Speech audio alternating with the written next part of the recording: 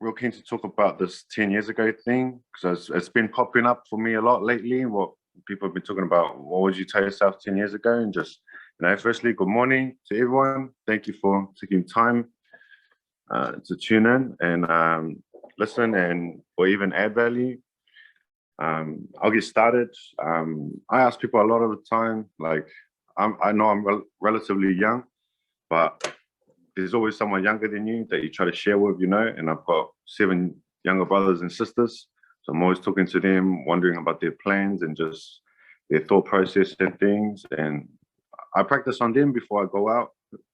Doesn't sound that good, but I mean, like, they know what I'm doing. So I always ask people, what would you tell yourself if you met yourself 10 years ago, and the top 3 that would always come up for me was, obviously other than the outrageous stuff like the certain lottery ticket numbers or whatever, but the trending answers were like, I would spend less, save more.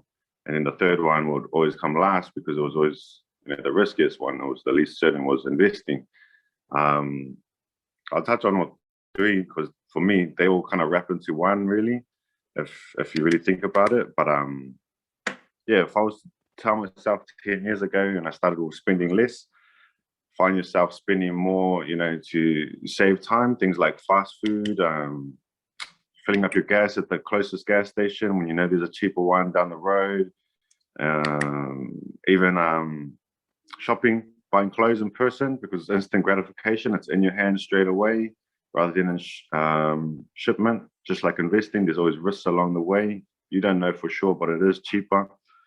And one for me that really bites me is catching flights around times, to suit my work schedule because I'm always in and out of the country visiting my family. I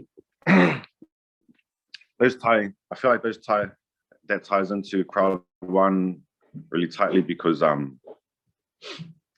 Crowd One gives me a lot of flexibility. I can do a lot of my work from home, and off my phone. So in terms of flying out and being flexible for a Zoom call, that's crazy. 10 years ago, I wouldn't know that something like that was possible. So I would say pay attention to technology. Going on to saving more, I would tell myself save more. These all tie into one idea at the end, so do bear with me. Sorry. I would say save more. With saving, they always came up as something they told themselves to do. But even that, so when you save, that's a certain portion of your slave hours every week, like a fixed rate kind of idea. So that concept to me, 10 years ago, what could you buy with $10? You could buy 2 milk, 2 bread, 2 pies, 2 cans of drink. And now today, $10, you'd be lucky to get half of that, And what I'm getting at is while you're saving, and just slaving away your 40 hours, you're saving. The money is piling up brick by brick, but at the same time, it's also losing value. So if we're to just play it safe and save rather than invest, like that kind of thing, it bugs me because it's like a scam, With investing, that was the third one. It always came last out of the 3 that they would bring up because it's, it wasn't as short-footed as the first 2 or, systematically thinking. With investing, it was such a strange concept in my household because, like, I would say the tax bracket I was raised in, that just wasn't even a conversation, That's something that they're doing up in their other tax bracket, but they're just not teaching us about. Investing, like I said this in another Zoom call, if a company came to you and said, we've got this golden piece of technology that's going to open doors for you, it's going to let you do everything without leaving, the couch.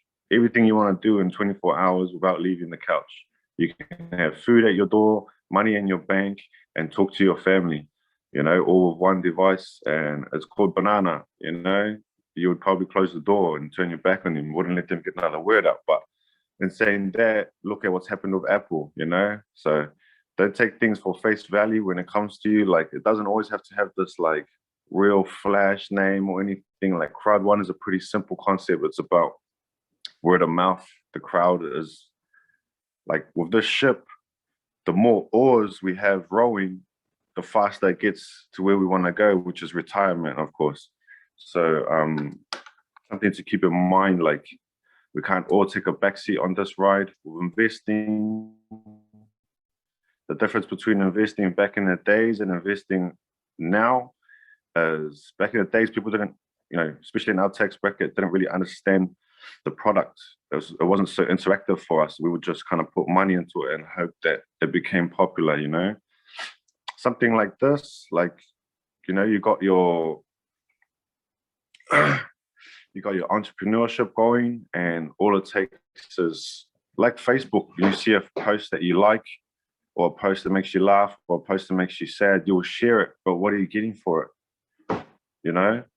As far as, as much as you think about, oh, no one's going to like it, but that there are people that will like it. Out of the 1,000 friends that you have, and then you say you get 10 likes, you're like, okay, but at the same time, it was worth it because those 10 people got something out of it that impacted them. And also for you, you feel like there are people that can relate to you and you're sharing something.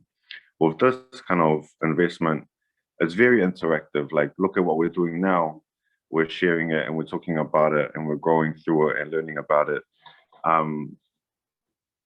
Imagine instead of sharing and getting likes, you're getting dollars or Bitcoins, or even just meeting other people that could teach you a bit more about, the line of work that you're in, because the difference between working for your boss and doing this kind of work, like, I don't really see it as work. I'm just telling you, like, I feel like I'm just spitting facts, just stuff that I picked up from people, that have taken me under their wing.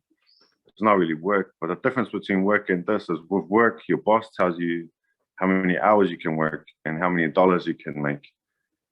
For this is, essentially a private enterprise where you just get at what you put in and there's no actual cap to your salary, Sorry, and like I was saying about the investing, the difference between back then and now is that this is very interactive. Like, you're investing in something and you're also a part of it, like an ambassador, advocate, or the rest.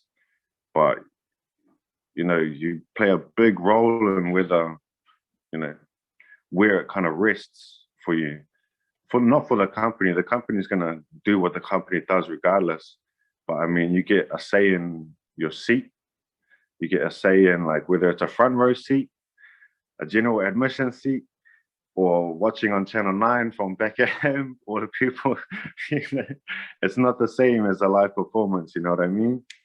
Also, one big thing about, like, I want my name to be part of the conversation when they talk about Crowd One, you know what I mean? When it talks about the documentary that comes up. Sorry, Jackie. Yeah, getting a bit long-winded there. Keep it short and sweet. That's what I wanted to get into, was just the three things that came up for me with talking to myself 10 years ago would just be spend less, save more, and invest. And they kind of, the first two tie into that last one, which in my mind, it would be into something like Bitcoin and something like Facebook or Apple. And another subject last one that I'll bring up was, if any of you have ever heard of those NFTs, they're blowing up right now. It'll be like just a trademark photo or moment that's selling for ridiculous amounts of money because you've pretty much got a patented or copyrighted version of it. You are the authentic owner. That ties in. So there's Planet X that we've got going through Crowd One, which is, it blew my mind. It took a second, for me to wrap my head around it, but digital real estate, which is pretty much just like, it's real life monopoly, But NFT is proof of that. Like, it seems like a wild concept until you can Google stuff and there's people making millions of dollars off it already. So just something to keep in mind. I'm not really the guy to talk about it. I'm just connecting the dots here, and I just thought I'd help someone else do it as well. But yeah, the main point would be investing, and with that digital real estate, like, this is, just see it as the next Bitcoin, hopefully other people can see likewise. Well, I'll end it on that. I'll pass it back over to the Misa or Faith.